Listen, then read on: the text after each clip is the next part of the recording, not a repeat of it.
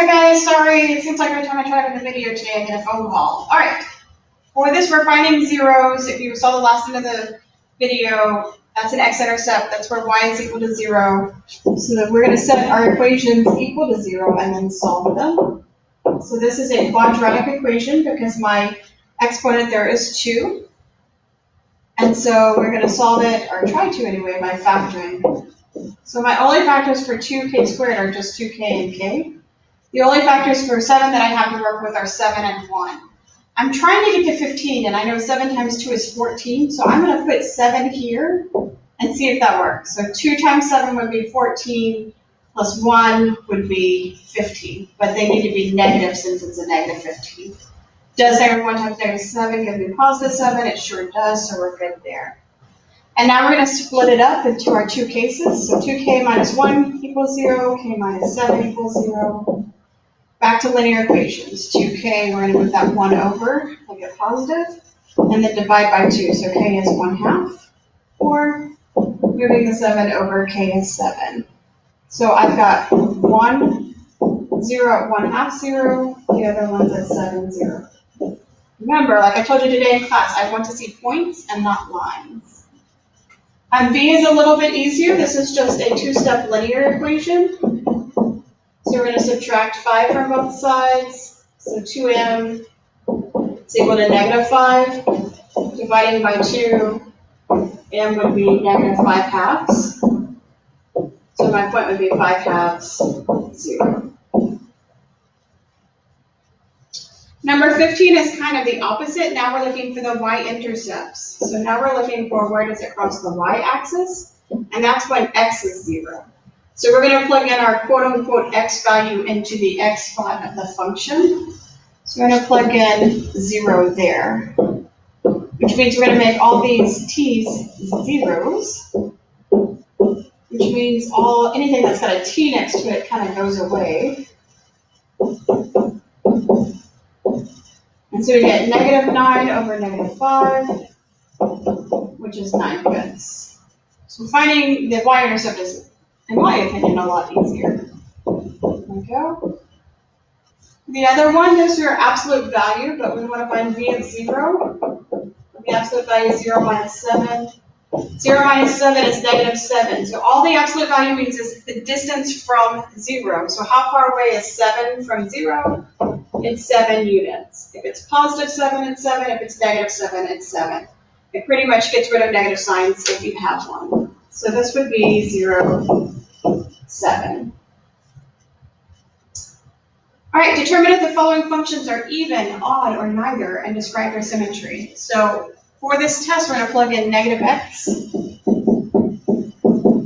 We've got negative 6 times negative x to the 5th, plus 3 times negative x cubed, plus 7 times negative x. So if you've got a negative raised to an odd power, that's going to end up being negative. So this would end up being negative x to the 5th times 6. Negative times negative is positive 6x to the 5th. Then negative x cubed will stay negative, times positive would be negative 3x cubed. And then negative times positive would make it negative 7x.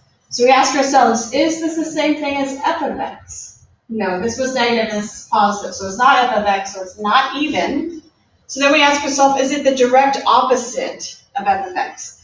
So negative became positive, positive became negative, positive became negative. So yes, that's the same thing as negative f of x. So it's an odd function. If it's an odd function, we're symmetrical about the origin. So how I remember that is just odd and origin both start with O. So that's kind of helpful. All right, looking at B, plugging in g of negative x, we get negative x squared minus a negative x minus 6. Negative x times negative x is positive x squared. Negative times negative x is positive x minus 6. Is this the same thing as g of x? No, because I've got a negative and then a positive here. So it's not even. So then I ask, is it the direct opposite? No, because this one's positive and this one's positive. So it's not the opposite and it's not the same thing. So this is neither. And if something says neither even nor odd, they mean it's neither. And then the symmetry of something that's neither is none. There is no symmetry. So there are lots of functions that we can't call either even or odd. And then for h of x, we plug in h of negative x. Oops.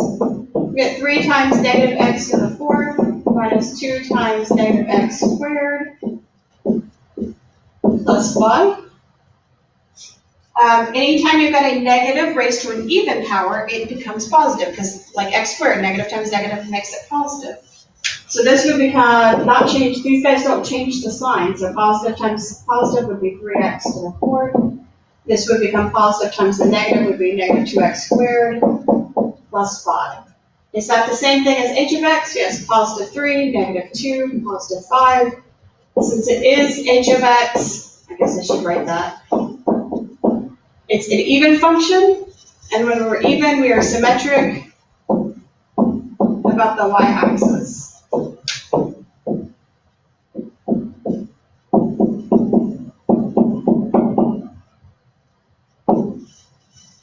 All right, here's our next one. It's kind of hard to see this graph. Hopefully it looks better on your sheet.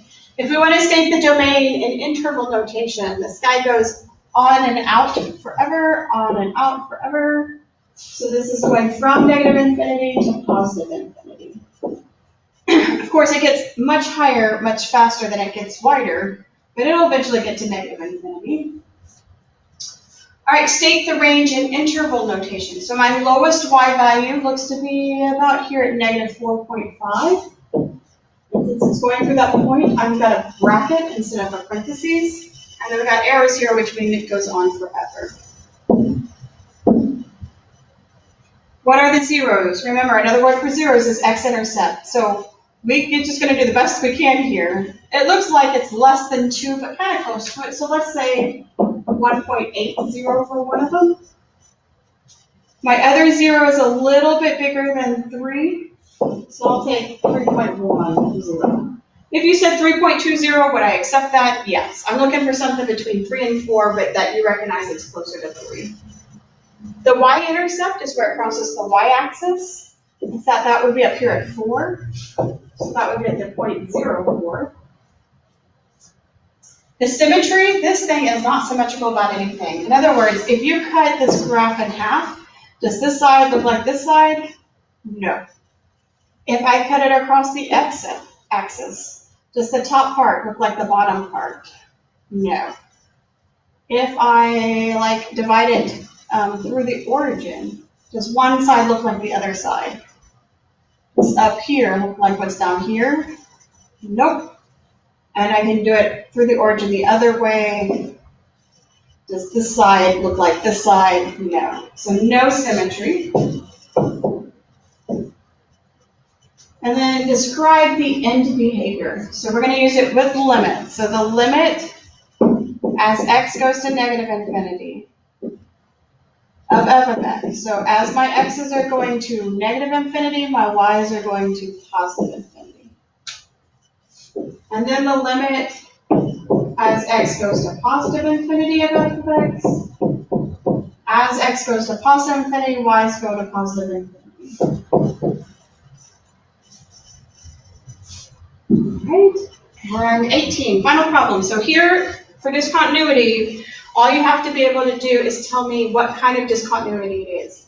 So for this one here, I'm drawing my graph. I have to stop and jump down to a new number. So we call this one a jump discontinuity. For B, it looks like when I'm drawing my graph, I removed a point because there's a hole there. So this is a removable.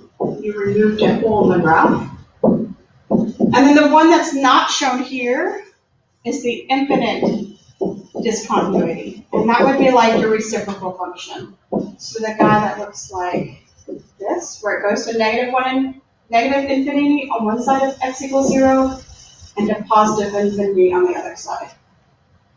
So that is your review. The other thing you might see on your quiz, or not see on your test, but will be a bonus for your test, is one question about continuity.